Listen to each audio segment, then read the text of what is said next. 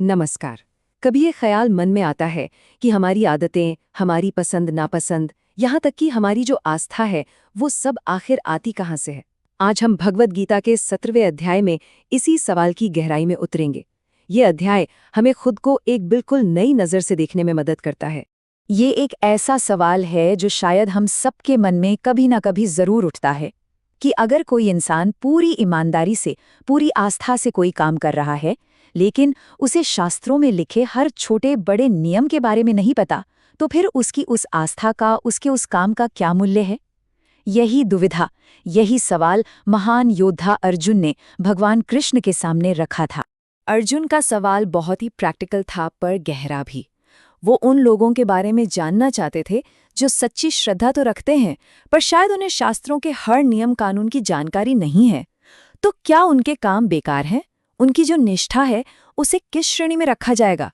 इस पर श्री कृष्ण एक बहुत ही गहरा जवाब देते हैं।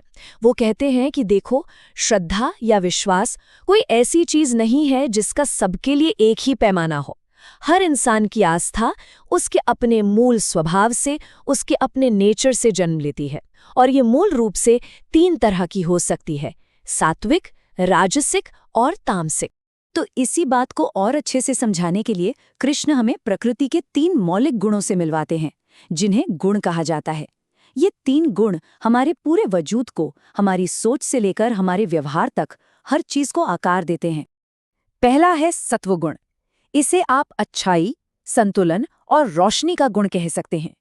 जब किसी में सत्वगुण ज्यादा होता है तो वो इंसान शांति, खुशी और एक तरह की मानसिक स्पष्टता महसूस करता है।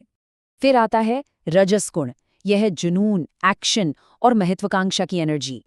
यही वो गुण है जो हमें काम करने और कुछ हासिल करने के लिए दौड़ाता है। लेकिन हाँ, इसके साथ अक्सर बेचैनी और असंतोष भी जुड़ा होता है। और तीसरा है तमस गुण। ये भ्रम, आलस और अज्ञान का गुण है। ये हमें गलत फैसले लेने और एक तरह की जड़ता की ओर धकेलता है। अब ये सब सुनने में शायद बड़ा थियोरेटिकल लग रहा हो, है ना? लेकिन कृष्ण इस गहरे ज्ञान को हमारी रोजमर्रा की जिंदगी से सीधे जोड़ देते हैं, और इसकी सबसे अच्छी मिसाल है हमारा भोजन। जी हाँ, हम जिस तरह का खाना चुनते हैं, वो हमारे अंदर मौजूद गुणों का एक आईना होता है। सात्विक भोजन वो है जो जीवन और ऊर्जा और सेहत को बढ़ाए, जैसे ताजे, रसीले, पौष्टिक पदार्थ। दूसरी तरफ राजसिक भोजन बहुत ज्यादा कड़वा, खट्टा या मसालेदार होता है, जो मन में बेचैनी पैदा करता है। और तामसिक भोजन वो बासी, बेस्वाद और अशुद्ध होता है, जो आलस और भ्रम को जन्म देता है। तो इससे साफ पता चलता है कि हमारा भोजन सिर्फ शरीर को नहीं, बल्कि हमारे मन और स्वभाव को भी सीधे तौर पर प्रभावित करता है। लेकिन ये गुण सिर्फ हमारी थाली तक ही सीमित नहीं है, बिल्कुल नहीं।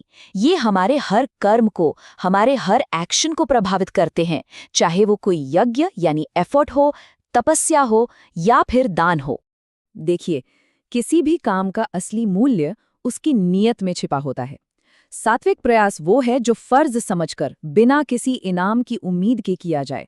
राजसिक प्रयास दिखावे के लिए या किसी फल की इच्छा से होता है। और तामसिक प्रयास वो तो बिना किसी श्रद्धा या नियम के बस यूं ही कर दिया जाता है। यही फर्क दान और तपस्या में भी है। सात्विक दान सही समय, सही जगह पर, सही व्यक्ति को दिया जाता है, जबकि राजसिक दान किसी उम्मीद से होता है।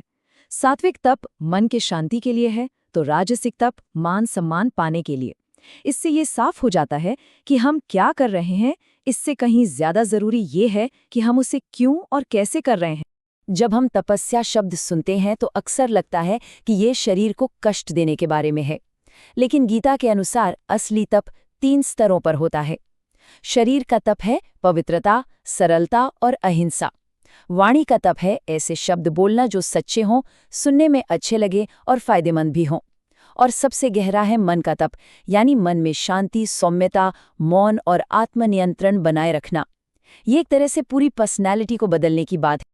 अध्याय के आखिर में कृष्ण एक बहुत ही शक्तिशाली मंत्र का रहस्य बताते हैं, जो किसी भी कर्म को एक ऊंचे स्तर पर ले जा सकता है। और ये मंत्र है ओम तत् सत। इस मंत्र का हर शब्द हमारे काम को एक नई दिशा देता है। ओम के उच्चारण से हम परमात्मा को याद करके काम शुरू करते हैं। तत् का मतलब है वह, यानी ये काम मेरा नहीं, उसी परमात्मा का है और मैं इसे बिना किसी स्वार्थ के कर रहा हूँ। और सत इस बात की मोहर लगाता है कि मेरा ये कर्म सत्य और अच्छाई के लिए है। ये किसी भी साधारण काम को भी एक यज्ञ बना देता है। और ये आखिरी श्लोक इस पूरे अध्याय का सार है।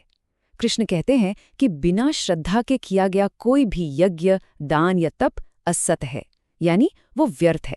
उसका ना इस दुनिया में कोई मूल्य है, ना परलोक में। तो किसी भी कर्म का असली सार उसमें छिपी श्रद्धा ही है।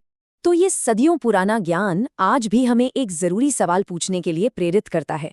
हम रोज जो भी काम करते हैं, जो दान देते हैं, जो अनुशासन अपनाते हैं, उसके पीछे की असली नीयत क्या है? हमारे कर्मों की प्रकृति सात्विक है, राजसिक है या फिर तामसिक? इसका जवाब सिर्फ हमारे पास है।